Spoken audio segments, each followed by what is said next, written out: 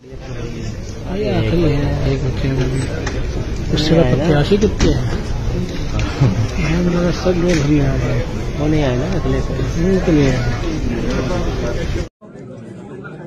सबसे पहले समाजवादी पार्टी ने अपना गठबंधन तय किया।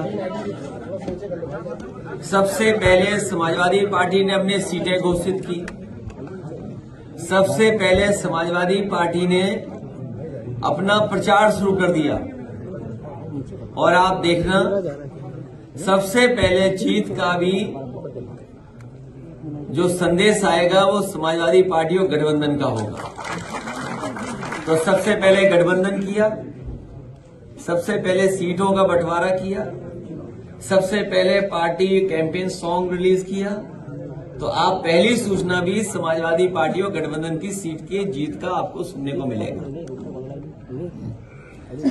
जहां तक बीजेपी का सवाल है, कल भी आपने भाषण सुना होगा।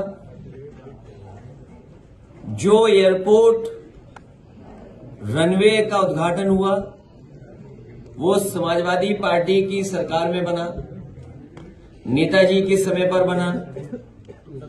उसका एक्सपेंशन समाजवादी पिछली सरकार में हुआ, चाहे वो आजमगढ़ हो, चित्रकूट हो, मुरादाबाद हो या लखनऊ का जो टर्मिनल बना है। जिस समय समाजवादी सरकार थी, लैंड एंड एक्विजिशन से लेकर के सब काम उस समय हुए थे। और उसका परिणाम ये हुआ कि आज आपको वो काम सब दिखाई दे रहे हैं। ये जो नारा देते हैं सबका साथ, सबका विकास, ये सबसे ज्यादा झूठ है। सबका साथ कहां दिखाई दे रहा है? सबका साथ कहां दिखाई दे रहा है? सबका विश्वास कहां है? इससे ज्यादा झूठा नारा और क्या हो सकता है? इसीलिए ये चुनाव संविधान बचाने का है। बाबा साहब भीमराव अम्बेडकर जी का संविधान दिया, उसको बचाने का है। लोकतंत्र बचाने का है। डॉक्टर राम मनोहर लोहिया ने जो समाजवादी सपना देखा उसको बचाने का है। नेताजी ने जो रास्ता दिखाया किसान, गरीब, अल्पसंख्यक मुसलमान भाइयों का, उनका हक और सम्मान बचाने का चुनाव है।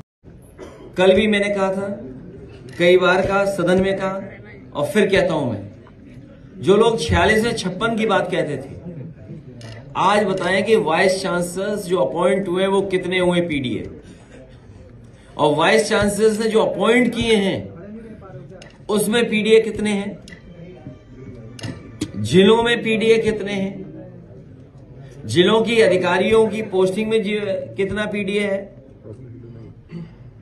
ये सबसे बड़ी यूनिवर्सिटी थी, कलाम साहब के नाम पर बनी थी, टेक्निकल यूनिवर्सिटी। उसने बताओ डायरेक्टर्स कितने पीडीए के हैं।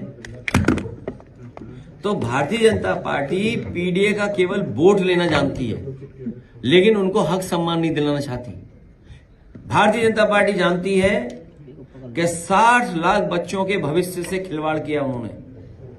और मैंने वो गणित कई बार समझाया, फिर समझाता हूं मैं आपको कि अगर उनके माता पिता को जोड़ दें और जिस अभ्यर्थी ने परीक्षा लिखी थी हम उसको जोड़ लें, तो अगर हम 3 लोग जोड़ लें और 60 लाख लोगों का भविष्य इन्होंने अंधकार में किया, तो 60 लाख गुणा 3, 1 करोड़ 80 लाख।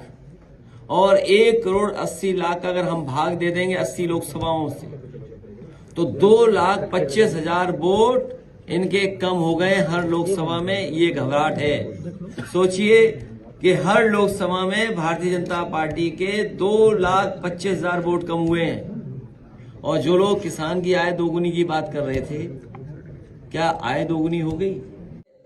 पूरे देश की जनता को इस बात की खुशी है कि सुप्रीम कोर्ट के माध्यम से कम वो सूची आ जाएगी, जिस सूची में ये पता लग जाएगा कि इलेक्टोरल बॉन्ड्स किन्होंने दिए हैं। अब सवाल यह है कि वो सार्वजनिक होगा कि नहीं होगा, हम और आप जान पाएंगे कि नहीं जान पाएंगे। बीजेपी तो जानती है कि उसे कहां से चंदा मिला है, या हमें चंदा मिला हुआ तो हमें तो पता है कि कहां से चंदा मिला है। ये जनता जान पाएगी कि नहीं जान पाएगी, ये सबसे बड़ा सवाल है। इसलिए हमें उम्मीद है कि सुप्रीम कोर्ट के माध्यम से, या जो साथी इस बात को चाहते हैं कि जनता जाने, तो मुझे उम्मीद है कि देश की जनता जानेगी कि इलेक्टोरल बॉन्ड्स बीजेपी पे जो आए हैं या अन्य दलों पे जो आए हैं वो किन किन के माध्यम से पहुंचे। सुप्रीम कोर्ट ने कहा इलेक्शन